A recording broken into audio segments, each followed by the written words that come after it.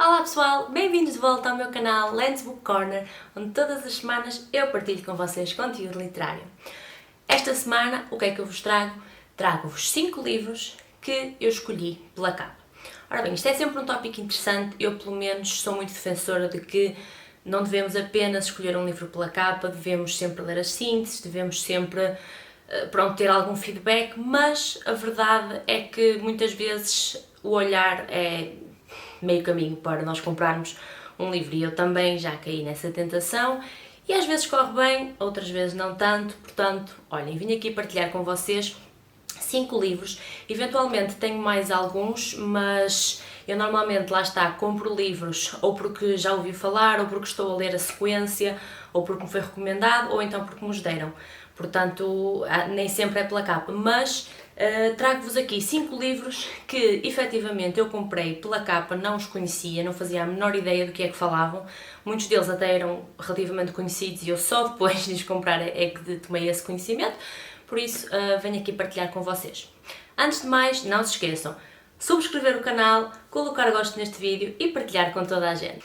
O primeiro livro que vos vou falar chama-se Os Noivos do Inverno, de Christelle Davos. É este assim aqui. Este livro faz parte, eu penso que são 4 livros, é uma série, eu penso que são 4, mas em Portugal ainda só encontrei este traduzido. Já encontrei os restantes, mas eles estão numa língua que eu sinceramente não sei ler. Eu penso que ou é francês ou é italiano, é uma das duas.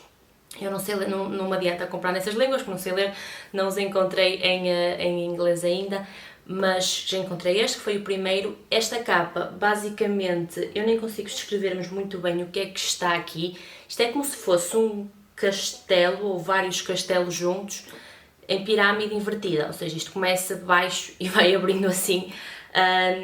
E a capa está lindíssima, está num tom de azul. Depois tenho aqui o título na frente e eu achei incrível a capa. Nunca tinha ouvido falar, soube depois, quer dizer, soube ao ler a síntese, que é um livro de fantasia. Não leio tanta, mas efetivamente gostei muito de ler este livro. É um livro muito interessante, fala sobre uma rapariga com uma espécie de, eu não lhe chamaria de dom, mas é quase como se fosse um poder especial que ela tem. Ela consegue atravessar espelhos e portanto ela entra num espelho e depois sai noutra divisão, noutro espaço. E é um talento bastante engraçado que ela tem, e depois a história em si, obviamente que isto é um universo criado. Ela supostamente tem que casar com esta pessoa que ela até não conhece e até nem é que esteja apaixonada por ela, mas foi basicamente a pessoa com quem ela tem que casar, e isto é a jornada até ela o ir conhecer.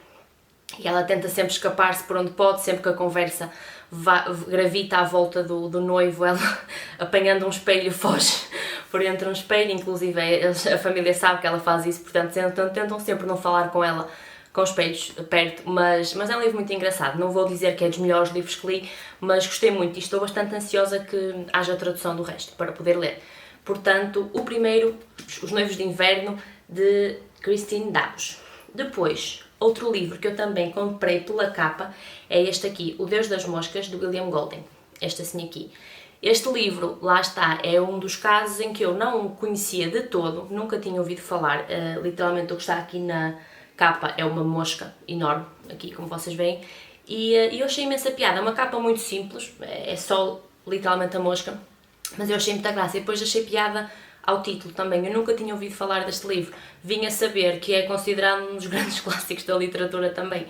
Eu gostei do livro, não vou dizer que amei, porque não lá está, clássicos e eu, mas sim, gostei do livro. Isto basicamente fala de uma situação em que é um grupo de crianças, todos rapazes, eu penso que são 6 ou 7, já não me recordo, que aparecem numa ilha. Portanto, houve um acidente de avião e eles literalmente aterram numa ilha deserta, e só estão eles lá, não há adultos, não há ninguém. Portanto, a ideia aqui é perceber como é que estas crianças sobreviveriam deixadas à solta, assim numa ilha deserta. O que é que eles fariam como crianças que são e como mentes ainda imaturas que têm, por assim dizer, qual é que seria a sua forma de atuar numa situação de sobrevivência.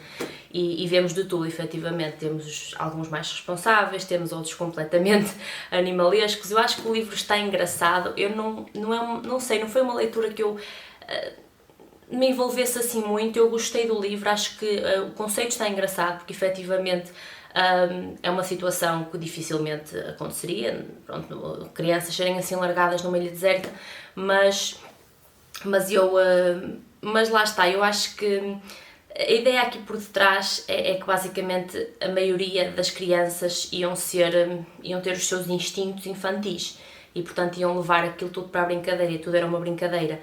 E como podemos ver neste livro, às vezes estas brincadeiras têm resultados um bocadinho complicados. Há aqui uns certos episódios em que algumas crianças, infelizmente, desaparecem, que é o que se pode esperar quando estamos numa anarquia, que é o que acontece aqui. Mas eu acho que é um livro interessante, se quiserem ler e formular a vossa opinião. Eu gostei da ideia, não gostei necessariamente do caminho que foi levado, mas acho que o livro tem interesse, sim, sem dúvida. Portanto, O Deus das Moscas, de William Golding. Depois tenho um livro, eu penso que este foi o último que eu comprei, que se chama O Diabo, o Relojoeiro e a Máquina dos Sacrifícios. E é este aqui. O autor é Michael Marshall Smith. O livro é muito engraçado, tem muita coisa aqui na capa, se calhar não conseguem ver na totalidade. A capa é muito, muito engraçada, eu gostei imenso dos elementos todos, da própria letra. E o título também é muito engraçado, temos o Diabo, o Relojoeiro e a Máquina dos Sacrifícios, e eu pensei, o que é que será que isto quer dizer, o que é que fala aqui?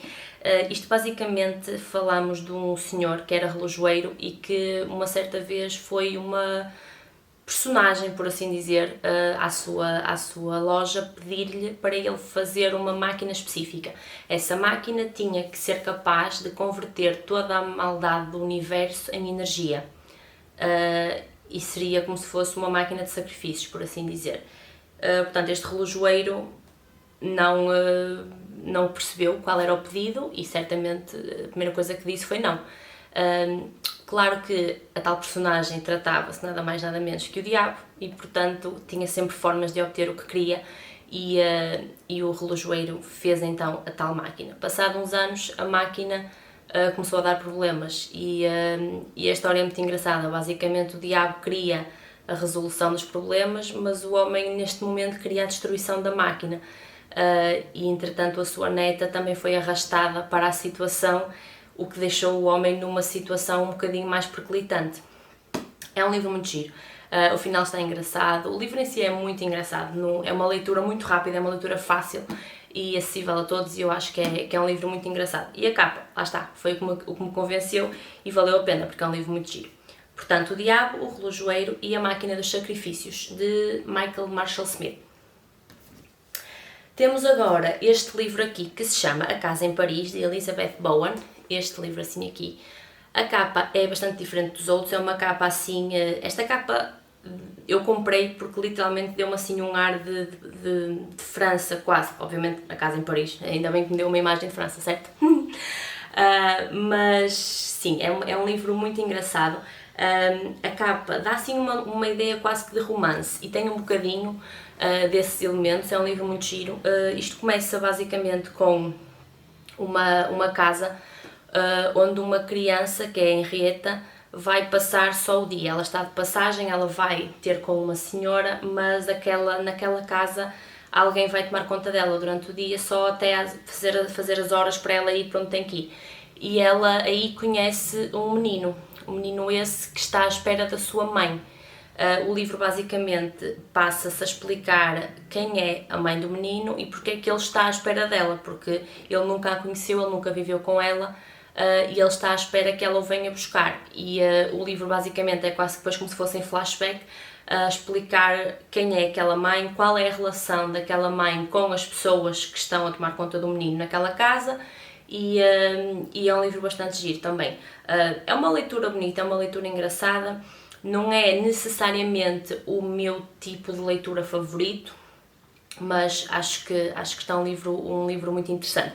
E a capa é muito bonita também, portanto lá está. Este é um daqueles casos em que eu gostei de ler o livro, Não diria que valeu necessariamente a pena, porque foi um gostar simples, mas foi interessante, sim. Portanto, se quiserem experimentar este, A Casa em Paris, de Elizabeth Bowen.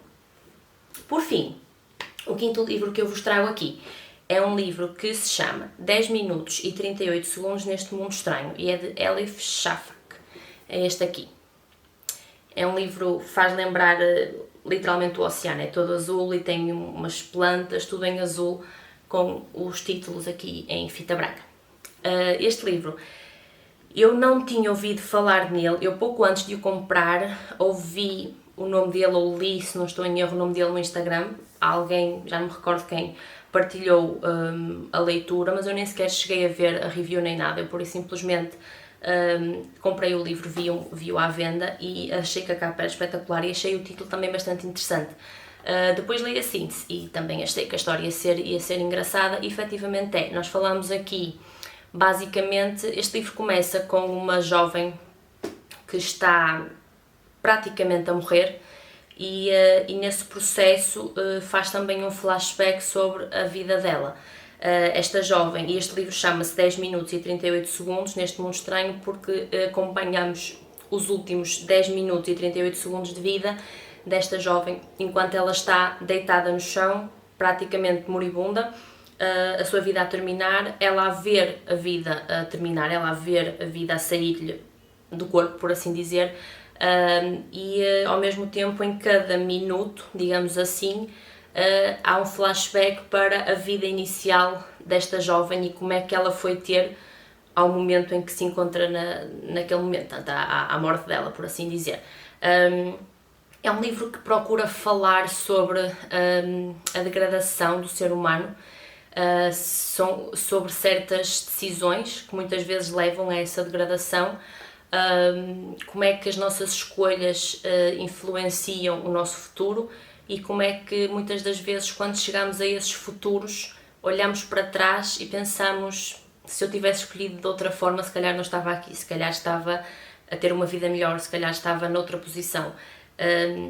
E esse livro explora muito isso, porque esta jovem tem uma história de vida muito complicada e cada vez mais, e quando se encontra na situação final, vamos perceber porque é que ela ali chega. Foi efetivamente uma morte triste, é uma morte destrutiva, por assim dizer, para a pessoa, e esse livro explora muito bem isto.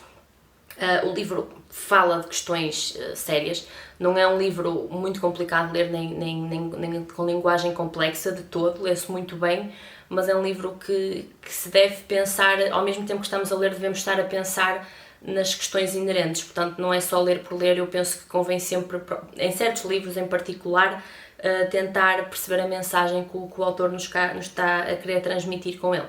E este livro, por acaso, valeu bastante a pena, eu gostei muito, muito dele e, claro, comprei pela capa e valeu a pena. Esta é uma daquelas situações.